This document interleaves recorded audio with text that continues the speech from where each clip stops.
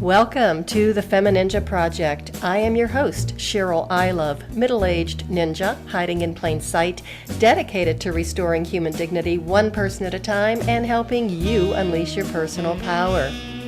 Discover that it's possible to look like a woman, act like a lady, move like a ninja, and think like a warrior. And remember, men are always welcome on the Femininja Project.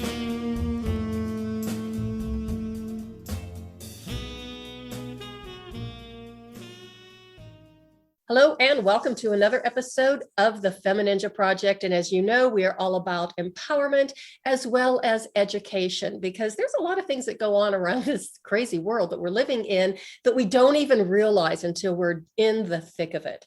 And our guest today has an amazing story. She's a wonderful woman. Her name is Kathi McCarty. She is a mom, activist, founder and owner of Meth Toxin Awareness Alliance. After experiencing a serious health event, Kathi left her position as a career executive in lending and banking to focus on her recovery. She decided to rent her family home to help offset her medical costs.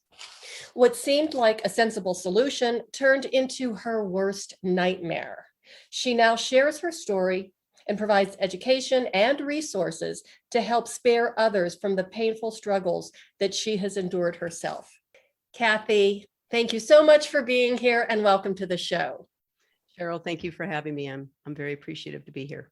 Well, I'm appreciative of you being on the show, and I am still pretty much in awe of your story. I mean, we connected several weeks ago, actually several months ago, and you told me your story over the phone, and I still am a little bit like jaw-dropping when I think about it. So why don't you just go ahead and tell the audience and our listeners your story and how they can keep themselves from falling into the same traps? Sure. I'll kind of go right to the chase. On October 2nd, 2018, I learned our family home, our cabin in the woods, had been turned into a meth lab. The impact, I wish I can, but I cannot sugarcoat it. It has been devastating, and the emotional toll has been staggering. What was once our sacred space, our family home, had lost its sense of safety and security when you find out about the significant violations that happened on so many levels. I love that word, sacred space, because that's what our homes are. I mean, that's where we go to nurture ourselves, to be safe, and to create a space that is truly uniquely ours. So how did this all come about? And when did you find out that your home was now a functioning meth lab? I can't even comprehend those words.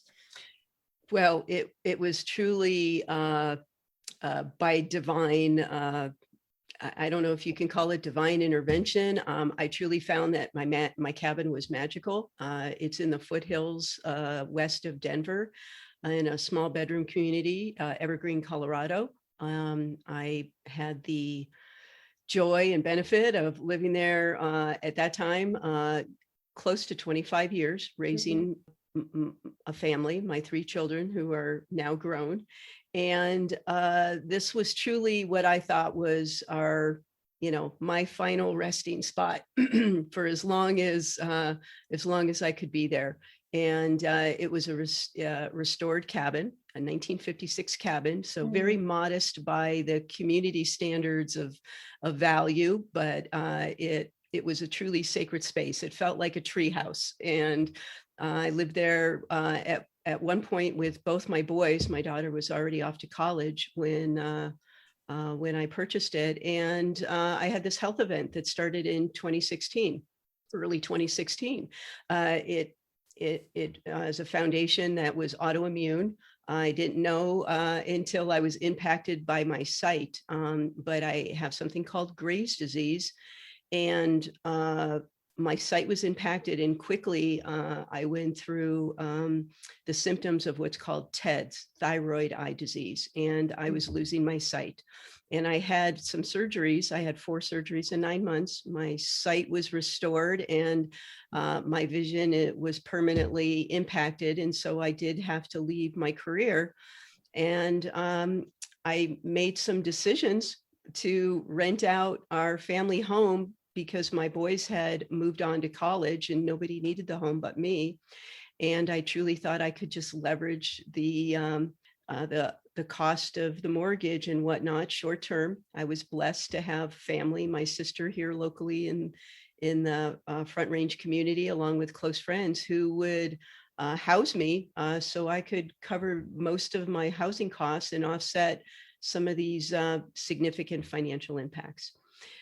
During that process, I did hire a management company, a property management company that I knew. I went through a vetting process that I thought was foolproof. I come from an industry of banking, finance, lending, a significant amount of real estate lending. So I had also owned rental property in the past, and felt comfortable going above, asking the questions above and beyond what even an average person may even be aware of. And a tenant was placed in the home. But what ended up happening within 90 days of his tenancy is there was what I was told was a minor water line break at the home that was being taken care of. And when then I got a communication within 24 hours of that notification that there was digging going on, I was alarmed. I thought before any digging or anything needed to be done, first I needed to talk to my insurance company. But secondly, I was told it was minor, so I didn't understand what kind of digging was going on. And so I drove up there and immediately witnessed a huge excavator in my driveway with the size of a hole that, was well over 10 feet long by several feet wide and several feet deep. And that was not a minor repair. And so I spent the rest of the day on the property with the excavator and eventually a plumber. But for some reason, I was drawn to this feeling about the house and what I saw on the front porch of boxes and tubs and things like that. It looked like moving day 3 months later. And so I walked the perimeter of the property with the excavator, and the back of the home, it drew me to look behind the property. And I came across some hardware I did not recognize. There were buckets, there were propane tanks, there were tubes, there were things that looked like flammable, like an igniter of some sort, something that the propane was hooked up to. And we were in a fire ban in our community. We're in the foothills in the forest. And I was truly alarmed. I asked the people that were with me if they knew what that was, and they didn't. I had photographs that I eventually sent to friends in law enforcement, and I contacted the property manager, who was very dismissive as to my concerns. And eventually I reached out to the law authority who I lived by the local sheriff's substation there in our community. You could see their cars from my driveway. That's how close I lived. And eventually within a couple of days after that, a search warrant was obtained, and the equipment that was on the outside of the home that I'd seen was a THC extraction system to extract THC from marijuana and turned into other types of usable recreational drugs. And then they ended up finding the chemicals, the hardware, and the components for a meth lab, as well as a significant amount of other drugs and an arsenal, what I refer to as an arsenal of guns. Oh my God. Okay, now I'm looking at the time frame here, and this happened in 90 days, in just 90 days. And as you're walking the perimeter of your property with the excavator, and he's seeing this stuff too, what was his reaction? He got really quiet. So obviously he may have seen it before. I He mean, not may, on your property, but he could have seen it in other situations. yes. And there was another young man with him that worked for him, and he may have recognized it too, but they were very quiet. Wow. Wow. So then what was the next step? Where did you, and wait, before we do that, let me just go back, because you said you vetted the company that was the property management company, and their responsibility is to vet potential renters or tenants. Yeah. Did they vet him? Well, I asked a lot of questions when they were when I was told that they had found a tenant that they wanted to place. I was living back in the home at that time over the summer with my son, and then he went back off to college in the fall. So I was contacted about how soon I could get out, and I asked a lot of questions. Being in banking and lending, I was told that he was a highly qualified business owner and in a particular industry. I asked questions about credit, cash flow, especially if he's self-employed. All it takes is one bad month, and does he have the reserves to pay the rent if he goes snowboarding and breaks his leg, and credit and just overall capacity. And I was assured that all that was obtained and reviewed. I even asked if I could review this information, and I was told due to privacy policies that I wasn't entitled to it, but that I was assured that this was a highly qualified tenant. And then I also checked into the process of once he moved in, did they go through a checklist and all those types of things? And I was told that yes, within the first week, they weren't there on moving day, but that they contact the tenant and go through that the very first week. And all that. I wasn't alerted that there were any issues to be fixed. There were no repairs. Everything seemed, amiable. And I was at that time not in the area, which is the whole reason I hired a management company, is to ensure that a tenant had some local contact and everything was done to protocol and standards, what's normal and customary. But what I learned about the property management industry is that their vetting is not, there's normal and customary, but I learned that they did not have a credit report to turn over to me when I asked for it. And there was nothing in the file but an application that there was no documentation ever acquired. So I have another question regarding the credit report, because is that something that would be considered confidential once the property management company had it? I mean, kind of like, I'm thinking HIPAA, I'm a medical person. Right. Or is it something that can be shared?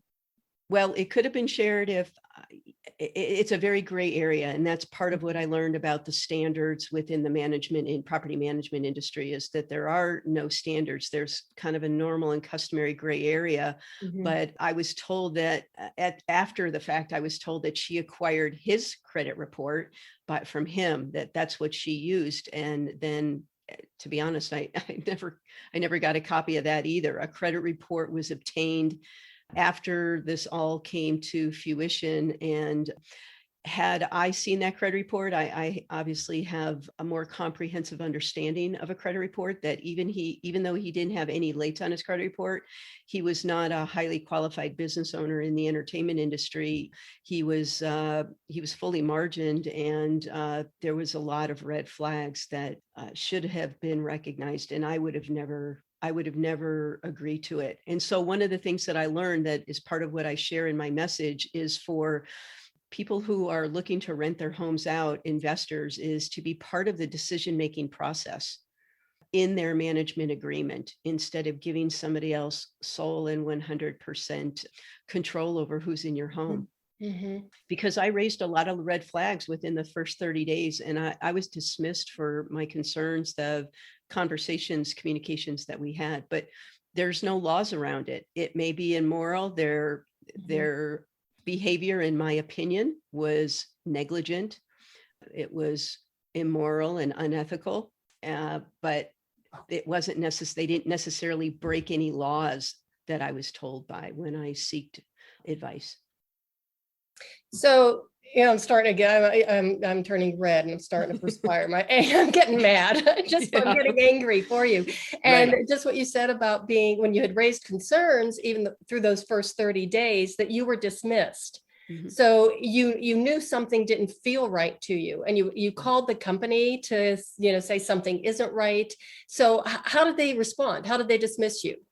Well, one of the very first things that I heard about within the first 30 days of tenancy was the fact that they asked if I had had any break-ins, because the front door looked like there was a lot of distress in it in the lock area, and there was no issues that I had had at all. And I purchased the home in the summer of 2013, so it was an older home, and the people that I bought it from had it 16 years prior to me. So that being said, this was all via a text communication, and there was a response that said, "Well, no problem. I'll just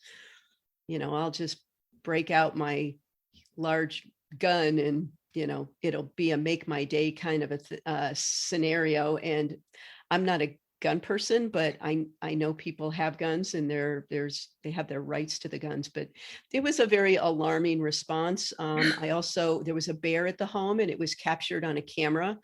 And I made a comment to the property manager that this picture of a bear was sent, and it looked like it was a surveillance camera, and that too was dismissed. It was like, oh no, he took a picture from the window, and it was very obvious that it was a surveillance camera. And these are all what I learned after the fact, very common behaviors of somebody doing very suspect and illegal activity. Mhm.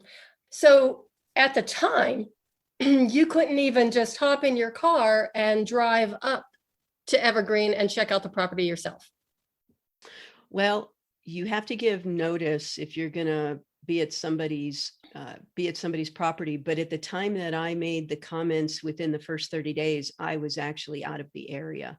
And I was working on rebuilding my own life. I could not go back to my career managing a large branch of a bank in the metro area of Denver at that time, because of the eye things that I was dealing with. And I was just waking up to what my next chapter looked like.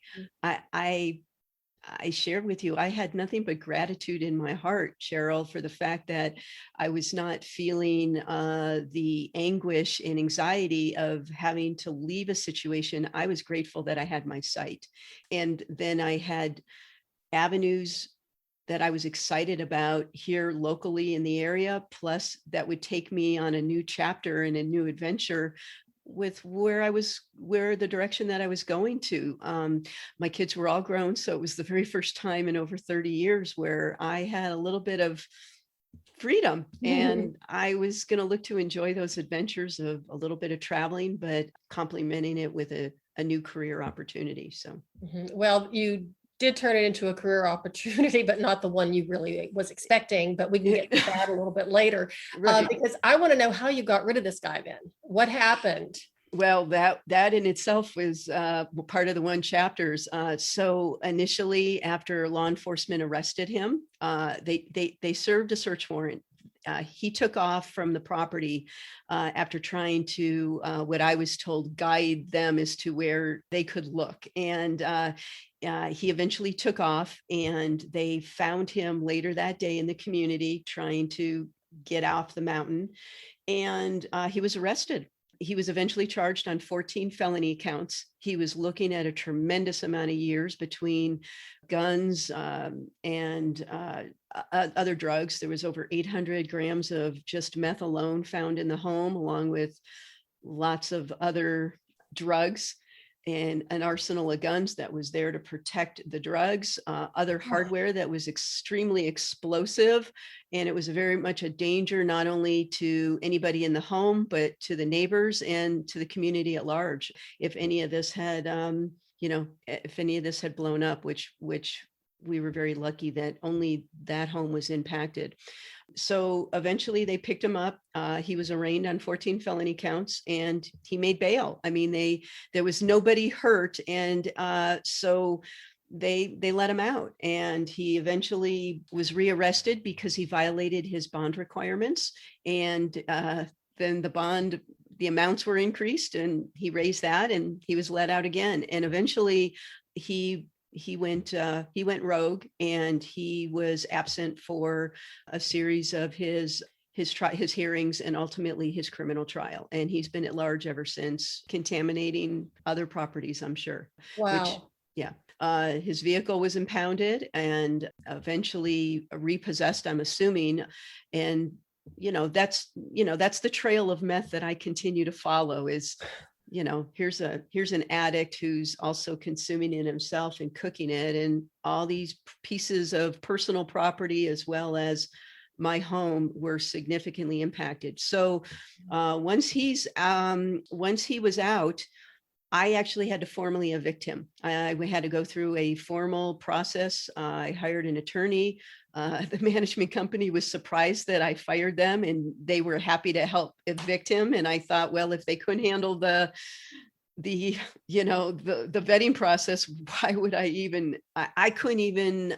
To be honest with you, I don't even know that there wasn't a connection. I just there was a lot of smoke, but I never could find a smoking gun in that respect. So my gut's telling me a lot of things, and that's why I share this story. Is if your gut's telling you that, is to do your due diligence. But that being said, I had to evict him before I could even get the right companies to come in and test the property, because it was too dangerous to have anybody on the property. I had to stop all the work to look into fixing the water line break.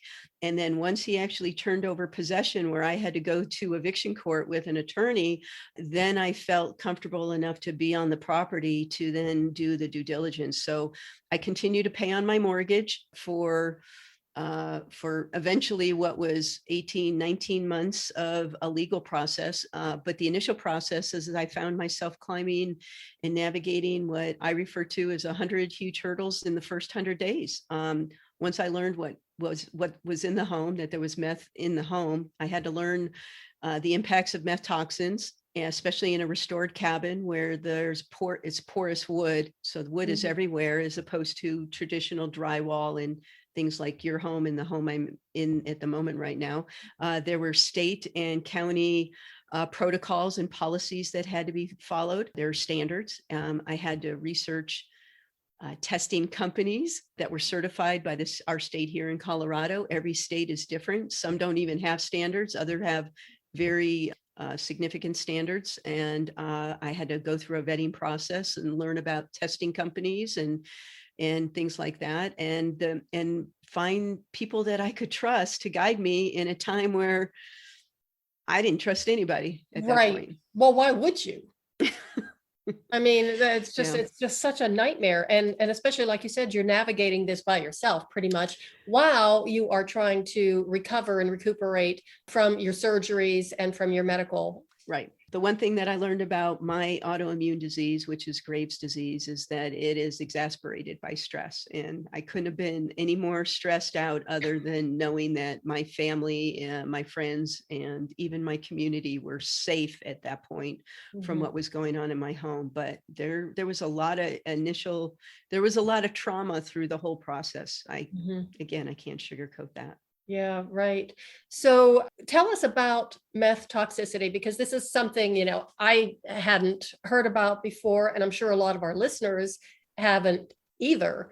And when you explained it to me over the phone, I was pretty blown away. And it was after we had talked, my husband and I did a little bit of a road trip, and we go into the hotel, and I'm going, I wonder if this place is really clean or not. And everywhere we went, I was like, But so tell us about the meth toxicity. Well, what I learned is that if you actually just take a few moments and Google what goes into making meth, it's shocking what people will put into their bodies. And there are multiple ways to consume it, but it's when it's smoked, inhaled, and then ultimately exhaled, like a cigarette or some other smoking a cigar or something like that. It's the smoke, and as well as the manufacturing of it. There's a lot of smoke with respect to that, and the residue sticks to the surfaces and it gets embedded. So personal property, when somebody moves, the personal property goes with them. And so it sits in somebody else's property at that point, right? Everything that the residue sits on, and you can't see it, you can't smell it.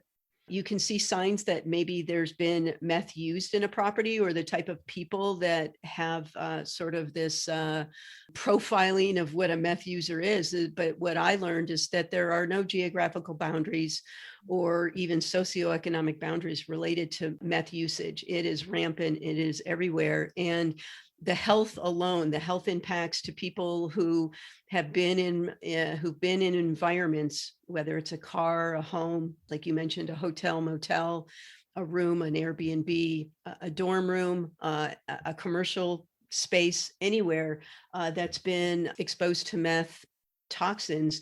The people who come around afterwards or are in that environment while they're using it or after they're using it are affected. And some people have light sensitivity to it, and some people have extreme sensitivities to it.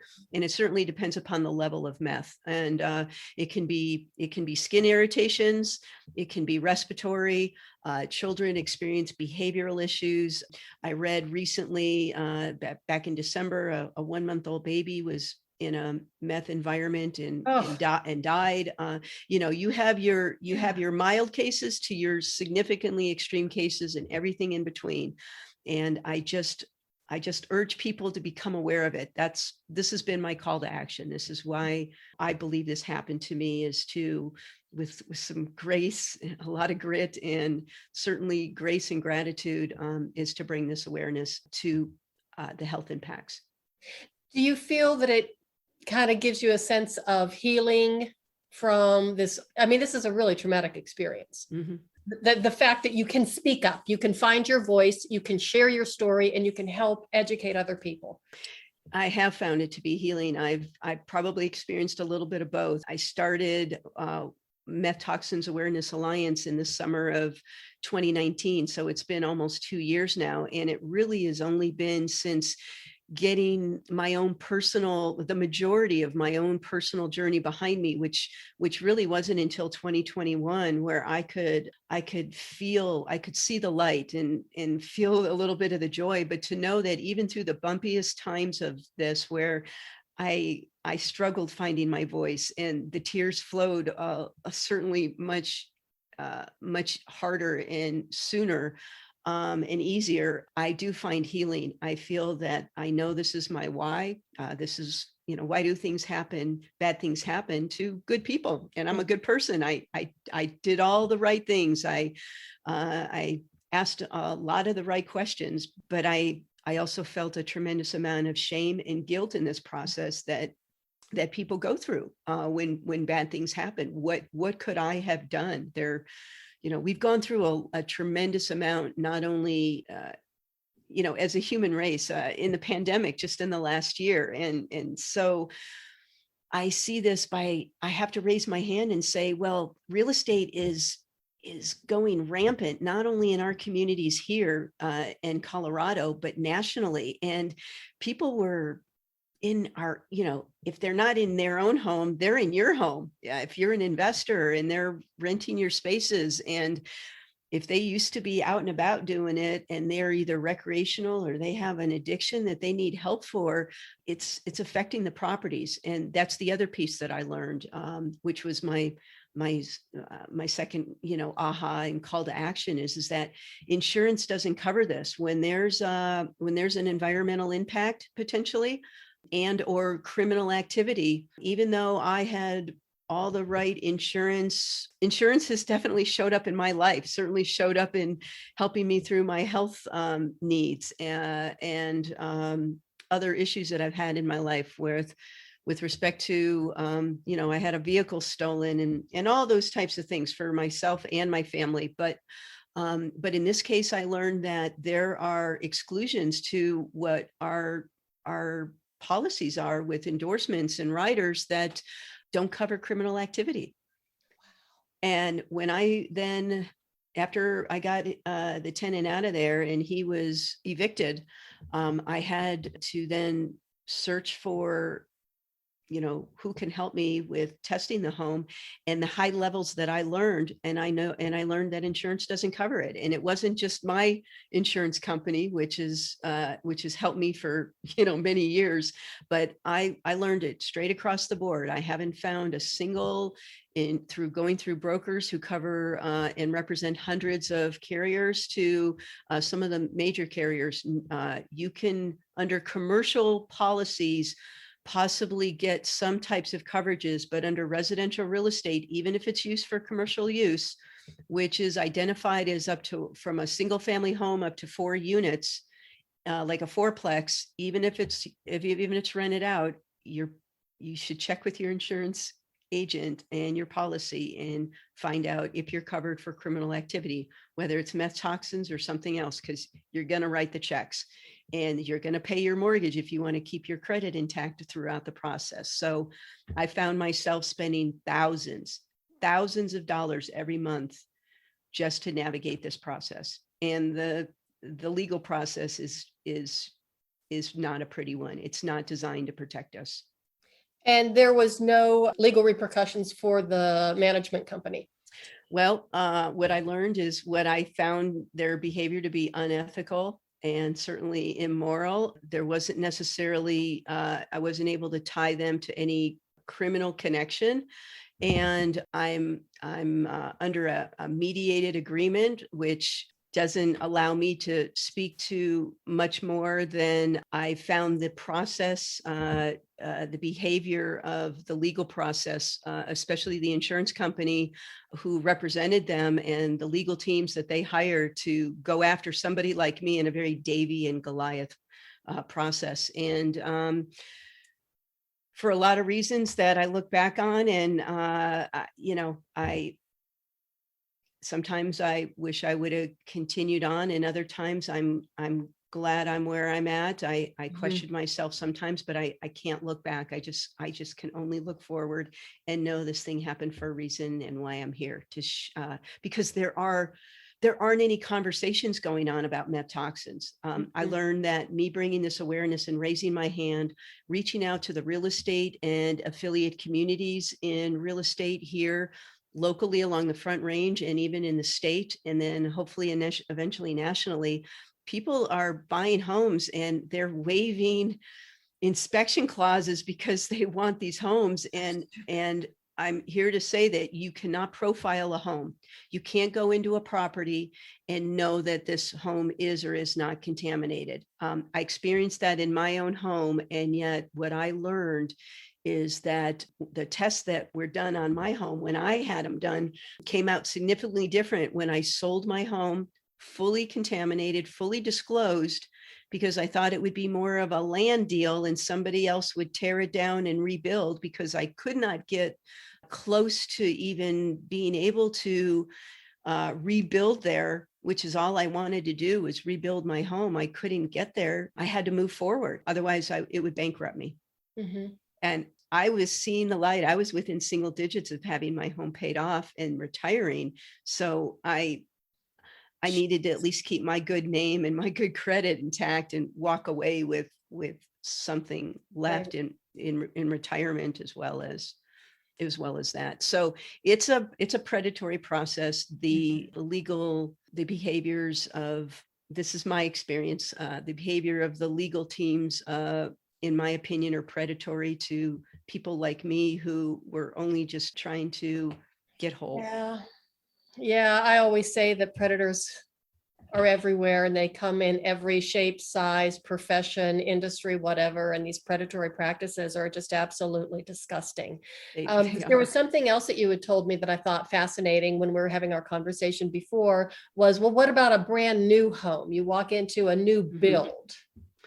Yeah, I learned that in the process, although I did some statistical research recently along the Front Range here with some companies that have tested new construction. And the good news is that it's gone down. But I had also learned that from 2013 to 2018, about 15% of homes that I had checked into that I had researched that were tested, new construction was testing positive for meth toxins. And that number from through 19 and through 2020 has now averaged gone down to about 10%. But even 1 out of 10 homes, it's like, how does that happen? Yeah. And it may be people breaking in and vandalizing and squatting on a property, but what I also learned that it's mostly found to be potentially people that were hired to work on the home, subcontractors. You might have somebody who's got materials in their vehicles, and they may be using it while the materials are in there, and then the materials go into the home and then it's transferred, or they're in the home and they're putting something up. I'm not gonna, I don't want to pick on any one particular industry within the trades. It could be anywhere and everywhere. But you could have somebody lighting up and smoking it, and then exhaling it, and it gets in the walls. Mhm. Paint and things like that. I've had conversations with dozens of people, and I've done research on many different stories, not just here locally, but nationally and even globally. It's all over the internet. But like I said, nobody's having any direct conversations, and that's what I'm hoping to affect change on. Is and as uncomfortable it is for me, it's a conversation that needs to be had. But meth gets encapsulated into the materials, whether it's painted over or whatnot. And that's the third piece of what I've learned in this, is that the legislative process, it's very different for each state. And in our state here is once, like I disclosed fully that my home was contaminated, it was even nationally, there was an article written out of San Francisco that this Breaking Bad home in Colorado was number one nationally on realtor.com for a couple of weeks before it sold. But then the people that bought it from me had an intention of attempting to clean it up. Based off the research that they did. The research I did after I got my results is that I learned that the standard is 0.5 micrograms per centimeter, 2 centimeters squared. It's like a square, and 9 out of the 11 zones in my home, and it's a small cabin, it was under 1,100 square feet, were between 69 and 119. That seemed like a huge number. And I had several remediation companies come up there, and they all said, as much as we're happy to try, Ms. McCarty, we can't guarantee it. We don't think we can get it clean. And, I got some bids to even have it demoed. And so all I wanted to do was just bring it down and rebuild exactly a similar home. And I couldn't get that to happen. And I couldn't afford to take on the additional debt, given my health event and the reduced income and all the things that I went through to try to rebuild right there. I just couldn't afford it. And I couldn't put a camper there. The county doesn't allow for other standards. And why should I, right? Why should I have to settle for anything less than what just I already had? I rented out a home that was clean of meth, and yet I was accused that, I didn't test before I bought it. So how did I know it wasn't already contaminated when I couldn't even stand in my home for a minute because my eyes burned so bad? That being said, I just, I learned that once a home is remediated Colorado standards here in our state, then they don't have to disclose it.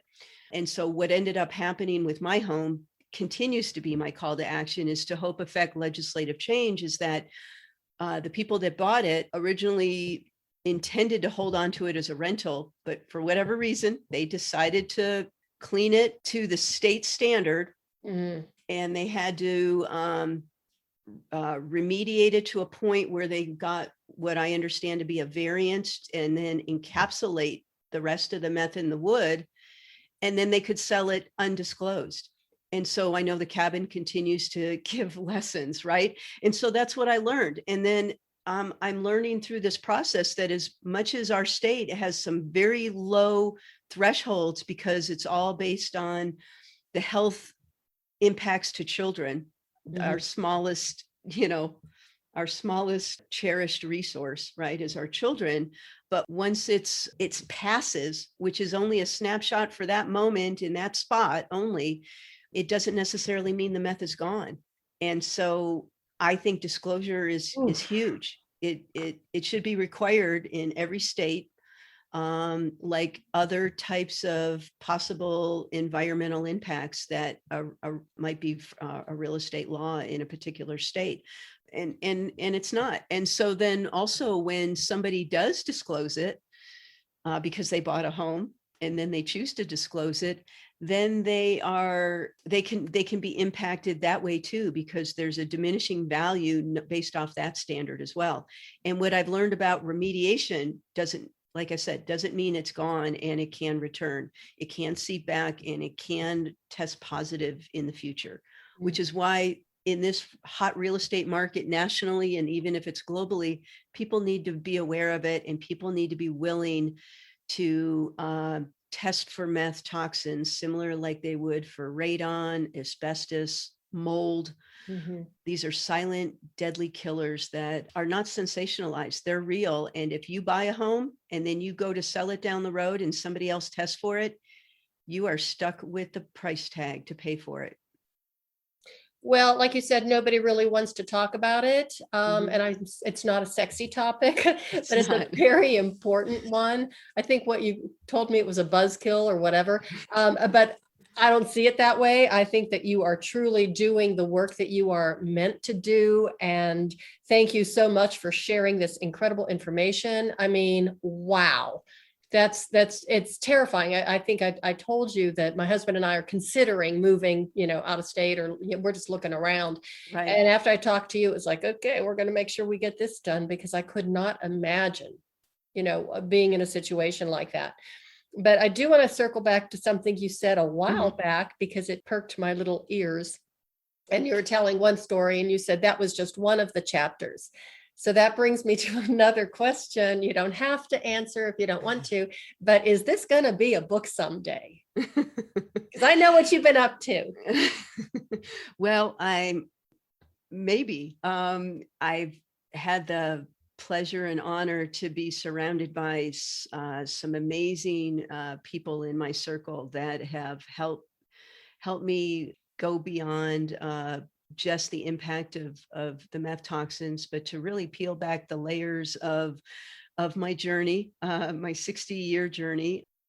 It's a story that I reflect with many of love and life and lessons and joy. And this is kind of a combination of part of it. This chapter is where sort of a Breaking Bad collides with me channeling my Erin Brockovich, and I get inspired by the things that I see.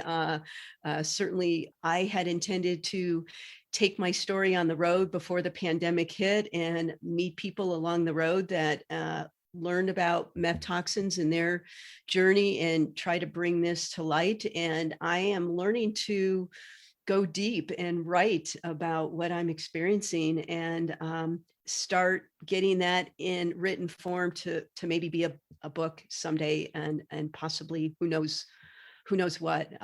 We'll just see.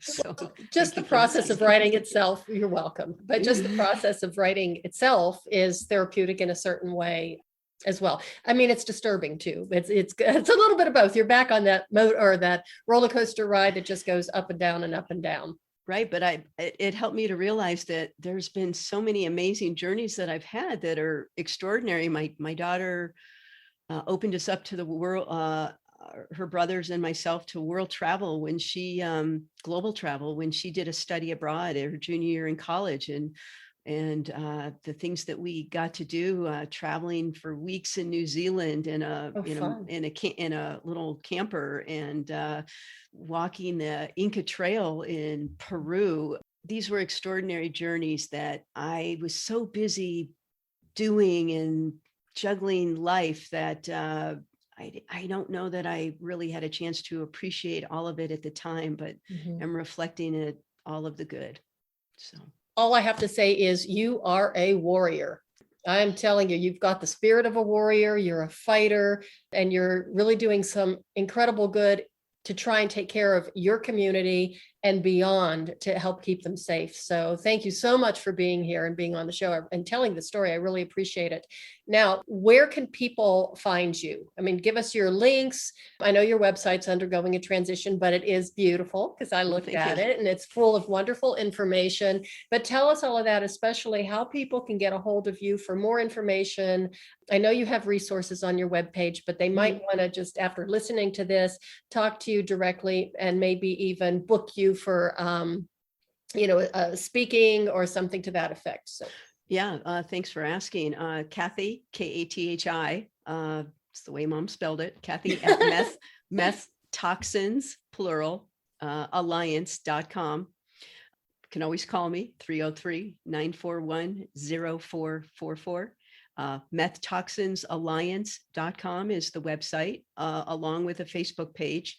I've developed a YouTube page that I'm just getting some of these audio and video opportunities on there, and as I continue to do this more and more, and it's YouTube. There's a Meth Toxins Awareness Alliance YouTube page as well, and I welcome the chance. I have been collaborating with experts in the industries of meth toxins with respect to testing, remediation, insurance, the legal process, hosting classes, online classes. With the pandemic, we pivoted to Zoom, and we can teach these classes and give workshops to professional organizations, real estate organizations, consumer organizations, industries, whether it's legal, insurance, lending. My sweet spot, because I think home buyers should be aware of this, even from their lending partners, CPAs, anybody and everybody who is a trusted advisor in any industry. And so prevention is at the core, is at the heart of what I do when it comes to respect to awareness and education on this topic. And I'm going to continue to revise and fine tune the website so it speaks to the positivity and the prevention piece of it, getting ahead of it and not having to be just reactive, but a proactive position through professionals, trusted advisors, consumer advocacy, and awareness through our media networks, our social networks. It's an area I've never tapped into before, and I'm learning to get comfortable. So thank you for this. What incredible growth you've had. One last question. Did you ever think that you would have an email address, Kathi at methtoxins.com? No. Kathi at methtoxinsalliance.com. Alliance.com. Yeah. Nope. Never in a million years. We might have talked about that in our initial call. I can't remember, but like today, I shake my head going, it's a 4-letter word, and I just go WTF, right? No kidding.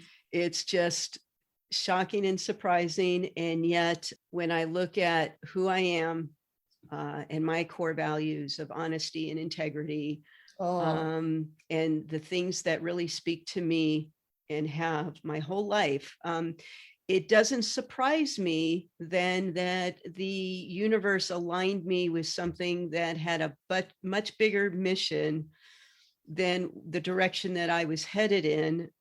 And, I'm just listening to the universe and following my heart. That's. Well, you are doing a fantastic job. Well, thank you. And thank you so much for being here. I really appreciate it. I'm very appreciative and honored to have a chance to speak on this and to your audiences and to meet you live. So thank you so much. Well, kind of live. Yeah. Kind of live. Hopefully we can be even more live the next time we meet each other. So I'll come find you and hug you in person soon. Oh, I can't wait. I love hugs. I do miss that part of life. So yeah, I'm kind of tired of just hugging my husband and the dogs, but that's okay. It's working out so far. Yeah. Everybody, thank you so much for listening. I really appreciate it. Thanks for tuning in. And please do check out Kathi's website. Go to her links. She's got a fantastic YouTube channel. I was looking at it this morning with some great videos. This is amazing information that I think more people need to be aware of so we can help keep ourselves and each other safe. And also just remember that the universe might have plans for you that you just had no idea was coming, but just take Kathy's lead and follow it with grace and gratitude. And what was the other one that you said? A little bit of grit. Well, I think it's a lot of grit, but Yeah. listen to your heart. That was the last one, was to listen to your heart. Right. And that is the way of the Femininja.